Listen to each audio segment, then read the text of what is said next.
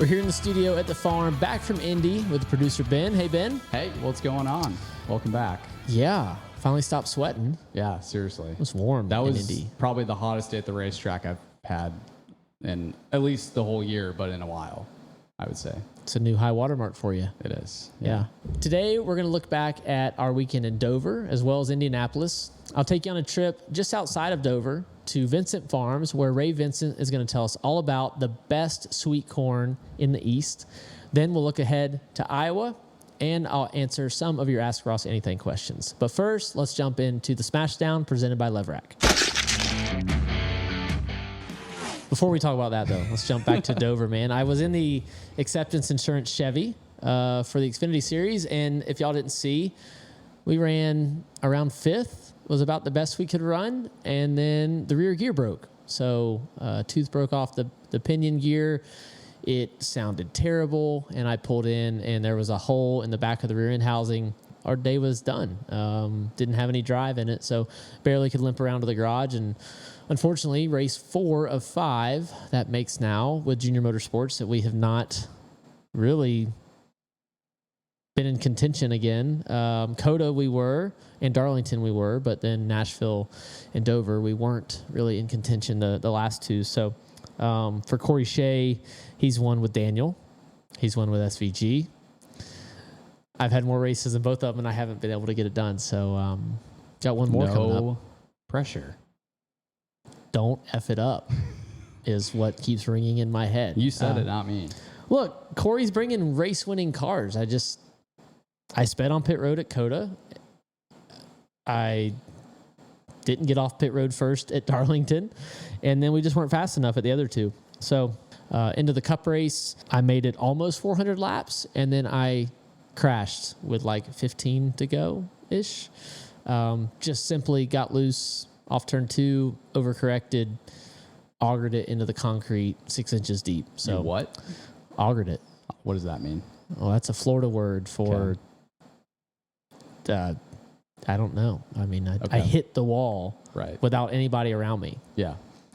The safer barrier definitely compressed. It's terrible. It's just not acceptable. So for me, to crash like that is just not what I'm about. Like, my job is to take the car to the limit, step over it, and bring it back and still have a race car intact. And I didn't do that at Dover. I made it so long, and I had pushed the limit a lot, and then wasn't able to catch it that time. So an unforced error on my part, but it definitely is really not acceptable. So that happens, but I just kind of hold myself accountable, and I hold myself to a higher standard. So definitely tough to tear that car up.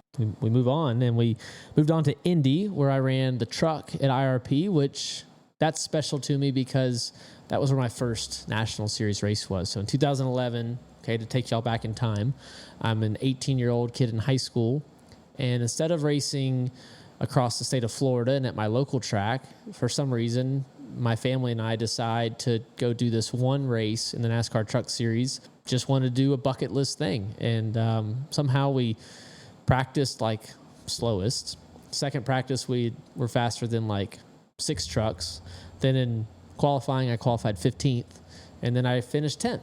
And we were like, wow, that's crazy. I think we could do this more. But IRP was the catalyst for all this. So once the Truck Series started going back there several years ago, I wanted to race there. My brother raced there a couple years ago, and I wanted to. So last year and this year, I've went back and haven't been able to compete for the win like I want yet, but we'll get there with Denise team. Wally Rogers gave me a truck capable of running in the top 10. I do have to talk about the left front tire. The most noteworthy part of our night was not getting the lug nuts on the left front on a pit stop at the end of stage 1, and I drove over the tire. I tried to back up, and you saw it, Ben. I went to back up, and it was going to rip the nose off, so I just decided to go forward and thought, if I tear it up, I tear it up. I know Al Neese will want me to try. Like, it says on my dash, press the attack. Well, I literally pressed the attack when I dropped the clutch in first gear and drove over my left front tire. I was probably 10 pit stalls in front of you, and I see a truck. Like, I look around the corner. I'm like, oh, I think that's Ross. I saw the watermelon scheme. And then I turn around and then I turn back again because I heard just a boom. And I was like, oh, that's not supposed to happen. I wasn't sure what happened. And then I saw the tire kind of roll off or something. So Yeah. I asked you on Sunday, but it didn't hurt when you landed because it sounded pretty loud. No, it didn't hurt. That's good. I mean, everything in the front clip, the front splitter, everything hit, but it folded the door under and moved the nose up, but it was not enough to matter, which is a testament to the Nice built truck. Like, they build everything in house. They build the chassis, they weld the roll cage together to the frame rails, mount the front and rear clip, all the bars, like everything's built in house at Nice. So we end up finishing 9th after Friesen got DQ'd, which should touch on that he got hurt in that big block modified this week. So thinking of him, terrible wreck. Yeah, it was wild. Yeah. It was crazy. So that's, I mean, he's ran those things and won more races than most people have ever actually raced. So, yeah, glad that he's on the road to recovery for that, and you know, hope to see him back. We moved on to the Cup race. We did not practice or qualify well, and then in the race, we're just plugging along in like the mid-30s. Like, I only saw one car behind me. It was McDowell. The rest of the cars were like way back. It was the first run of the race, and they had fallen off the back, and then all of a sudden, I'm spinning out in turn 3. Like I said at the beginning, I hadn't even broken a sweat yet. I don't know what else to say. Yeah. You're pretty matter of fact in your interview, which is all you can say. Yeah. So McDowell rolled in there, misjudged it, hit me in the back bumper. I spun out. It wasn't intentional. And we move on. It's not a big deal. But Bubba won. Darrell, more what I call him. That was an awesome win. So cool to see. I was already back in Charlotte, but that was good. Yeah. Yeah, cool for him. Seemed a lot of people were pumped for him, which is cool. Winning a crown jewel. It's pretty sweet, as you know. So yeah, I saw a picture of him with the ring and winning the Coke 600. I know what that feels like now, to win a race and get given the ring right away, and what that means to me. I can imagine what that means for him. He made it look easy, honestly. Yeah, and they were close on fuel too. Yeah. I think it was either Byron or Larson behind him they pitted around the same lap. So one of them ran out and he saved just enough to finish. So that was cool. Yeah, William ran out and Darrell had enough to do burnouts. So, yeah, cool for him. All right, before I answer some of your Ask Ross Anything questions and we look ahead to Iowa, let's take you on a trip to Delaware where I got to talk with Ray Vincent of Vincent Farms, and he's going to talk all things sweet corn. Let's look at that now.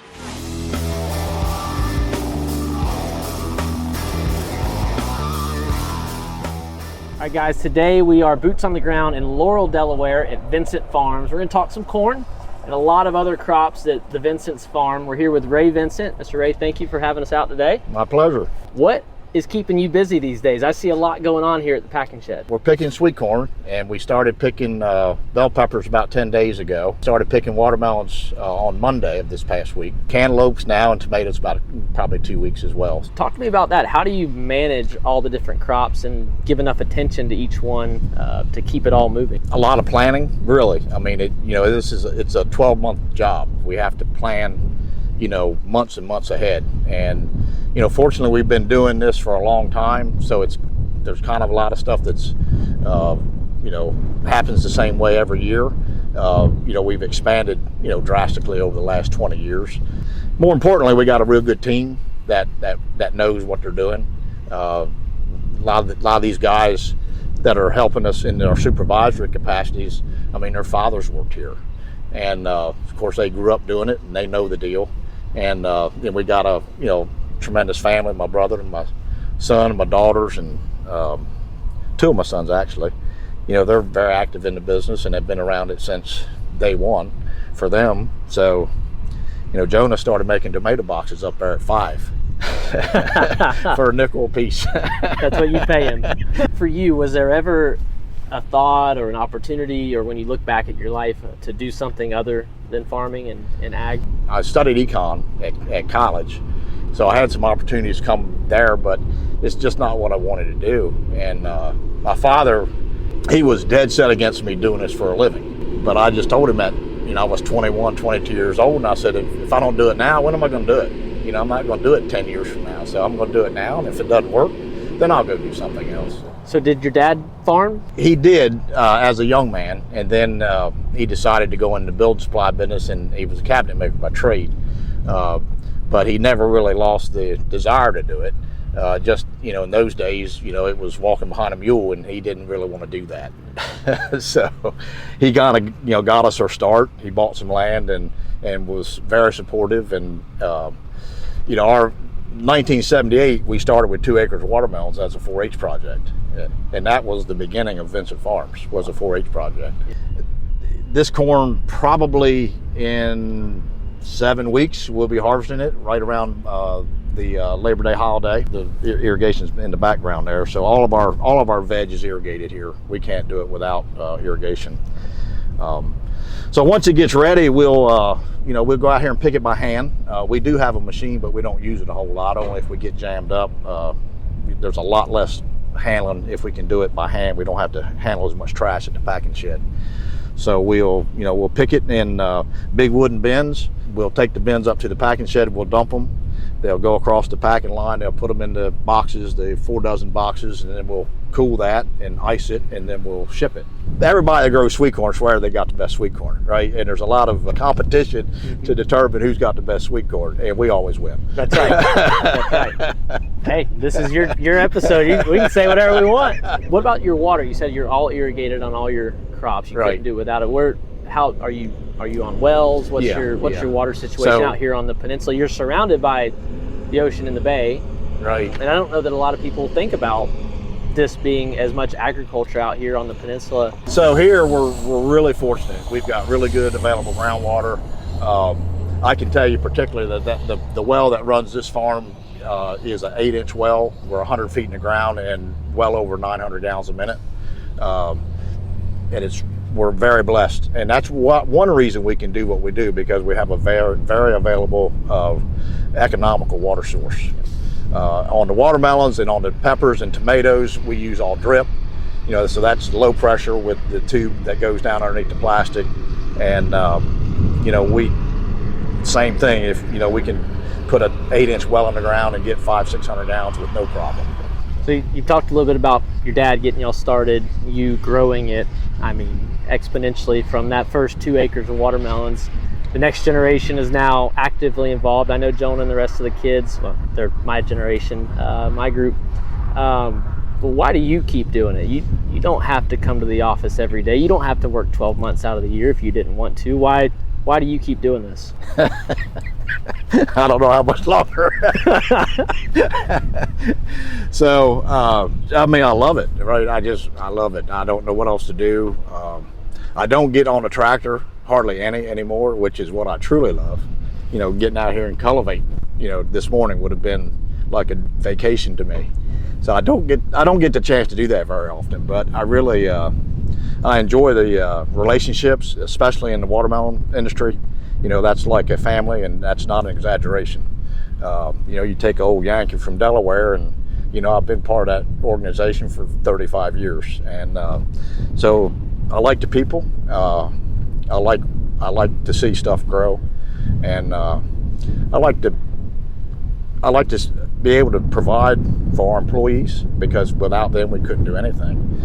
So it's we want to provide a nice wage and good conditions for them to work in, and that's all those things are kind of what my reward is, and it's great that I got the next gen coming, because I guess I probably would be doing it, but we would be doing things much differently if the next gen wasn't coming along. Right. So it's all about the next gen for me. Yes, so. Well, it's a lot of work. There's a lot of work to be done. I appreciate you letting us come in and interrupt your day here. And to say thank you, one of the things, we got some Georgia boots for you. All right. We know you're working hard, so we'll put you in a new pair. I think this is the right size, so that's for you. All right, sir. Well, thank you. Yep. I want to say thank you. So thank you for having us out. And we've enjoyed watching your career blossom, and keep heading to the front. That's right. We're going to try this weekend at Dover. So. That's right. Good deal. Thank you, Mr. Ray. Well, thank you. Yeah. A big thanks to Ray Vincent, Vincent Farms, and Georgia Boot. Now let's jump into our Ask Ross Anything questions. All right, make sure to keep submitting your questions to the comment section on our full episodes on YouTube. Our first question this week comes from Oliver, and he asks that with me running the truck race at IRP last weekend and running my last Xfinity race this weekend at Iowa, how do I decide which non-cup races to run? And Oliver, that's just a kind of a group effort. So I guess I'll start with trucks. That's a Al Neese, Cody Efaw conversation that I have with the group at Neese, and we come up with what we think races we want to win, where have we ran good at, where do we want to run better at, what races do they have sold or potentially sold for other drivers, and I try to kind of mold in what's best for the team. For this year, it was the third truck was a bunch of part-time drivers with 2 full-time drivers with Caden Honeycutt, Matt Mills in the full-time trucks, and then I filled in with several drivers, Bailey Curry, Connor Jones, Matt Gould, and the third truck, the 44 with Wally Rogers. So that one's just kind of a group effort. And then for junior motorsports this year and the 9, I got to pick my 5. So I specifically picked COTA first, knowing that SVG and Daniel were going to want other road course races, but I was strongest that I wanted COTA first. And then the other 4 were races that I wanted. And Acceptance Insurance wanted to be a part of that. So Dale, Kelly, LW, Joe Mattis, we were all able to agree with Justin and the group at Trackhouse, and that was me being the squeaky wheel is why I got those 5 races at JRM this year. Is I've wanted those for a long time, and we finally were able to put it together. Next question is from at Utah Hockey Fan I9? Like L9. L9? Yeah. Okay. If I'm shopping for watermelons at the supermarket, how can I tell if the watermelons come from your family's farm in Florida, and does it have a special sticker? So at grocery stores across the country, our watermelons from our farm are sold under the Melon 1 label. So Melon 1, not stylized like the number 1 car with the Trackhouse 1, just a normal number 1. It's a black or white sticker, and it's got kind of a round oval and a banner that comes off the bottom of it. So hopefully our great team here at Asphalt will throw that label up on the screen right now. I like delegating things, so hopefully they do that, and you can see the sticker on the watermelons and what it looks like in the store. Our bin is mostly branded Melon 1. Sometimes it's a generic bin, but a lot of times we've got our branding on it. So that's how you find ours. But hey, if you don't see it, buy any watermelon you see, please. And then from Zach R1896 asks, when am I coming down to New Zealand for a visit with old Shane?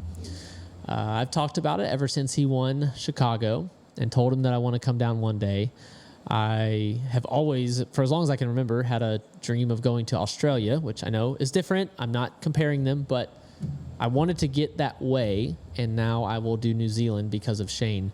But Australia has always been on the list because it's like the furthest thing on the globe I could ever find. And as a kid, I thought that would be cool to go down there, like cross the equator and way around the world. So one day, I don't know when. Need to do it though. Need to make it down there. So that's it. That's our 3 questions we picked this week. So y'all keep submitting them to the comment section. Iowa, the land of row crops is the way I look at it. Flat land, not a lot of trees, large acreage of row crops, all continuous, usually only split by a road or an interstate. That's the only thing that's going to interfere with a farm out there. So yeah, excited to get out there. Had always heard about it, and then until I raced in NASCAR, I never had been out to the Midwest to look at ag. We did a trip when I was a kid and went up around the country and drove out there, and I just remember farm field after farm field, and as a kid, I didn't like it, and now I love it. So yeah, it's great to see farmers in the area come out to the race, and it's kind of a break. Like, farming is stressful. Farming is, you're at the will of Mother Nature. And for a couple of hours this weekend on Saturday and Sunday with each race, like, we'll be able to give a bunch of people that are really stressed in growing their crop, whether it's corn, beans, or some other row crop out there, give them a break. And that's what makes, I think, live sports so great. So ready to get out there. Got both races. Our last race in the Xfinity car. don't want to mess it up. So I feel like it can be, hopefully for acceptance insurance, shirt worn intentionally, our last race of the year on the Xfinity car. I want to put our best effort forward, and we've done the DIL work. We've done 4 races together, 3 on ovals. We want to try to tie it all together, and Corey Shea in the group, they've given me cars to compete. I've got to go execute, and it's not taken lightly. Truck races, Xfinity or Cup, you see it, Ben. We put the effort in, so don't fuck it up. Thank you. Yeah. On the Cup side, we've got a new Busch Light farming scheme. So farm rescue on the back of the car.